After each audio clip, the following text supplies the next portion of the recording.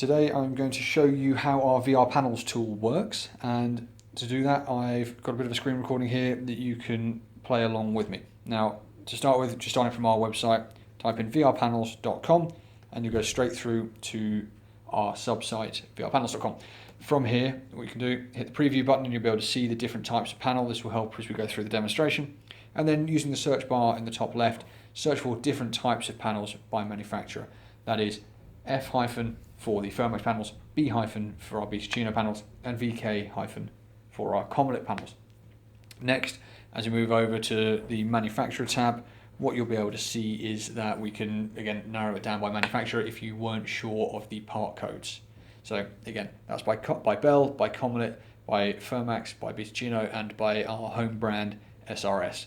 Now, from there, leave that back to any so that we can have a look at the number of buttons, and we can demonstrate this will go anything from 1 to 60 buttons here. And still showing a small preview pane on the right hand side there.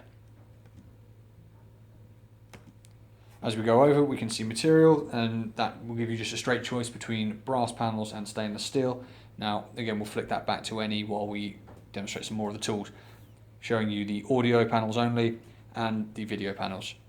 Now, one of the things that we can do as well when we're building these custom panels is we can look at the access control options, either giving you a keypad or a proximity cutout. Now, on the keypad option, you can either put our DC50M keypad, you can put a manufacturer's keypad in those panels, and then on the prox cutout, we can do a 40x40 or a custom size cutout, depending on what you need. As we look next into the size options, you can set it by height for where you are trying to fit a pre-existing panel, and from that we can go anything from ridiculously small to ridiculously tall. And again, you can do the same thing with the width if you're trying to find something to fit that specific panel gap.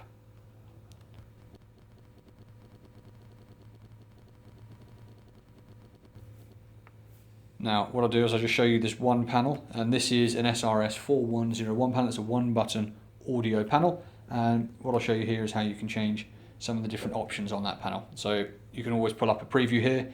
You can also change the engraving, so that will just say, for now, door entry direct, and if we hit tab through there, it will post that engraving up to the top. Now, you can change the different sizes. If the engraving is too large, it will come up and warn you in red, so that you can always tell whether it is going to work or not. Now again, you can change the engraving for the buttons as well. We'll change the number 1 here just to say ground floor, and again you can change the fonts, you can change the size, you can also add in further text as well, and changing the alignment either to the right or to the left, and back to center. What we'll do after that is I'll show you how to upload and use your own logo. Now, if you hit choose file, obviously have a logo chosen somewhere that's easily accessible. And what you can see at the bottom of the panel is that our logo has now appeared from having not been there. And then all we'll do is we'll just change the orientation there slightly to bring it upwards, and that is from a central axis point that you'll get to learn. Now, once you've done that once, your logo can be saved here for future use, so you don't have to try and find it every time. Now, picking up, what we'll show you is another template. If you pull it out, this will be your finished product. And as you scroll down to the bottom of the page, what you'll be able to see is a small window at the bottom there called Design Details. Now in there you see the options. You can save that design with a name. You can also send it to yourself to save it for a later date, or if you are looking at putting that straight into production, you could save that and send it on to our sales team.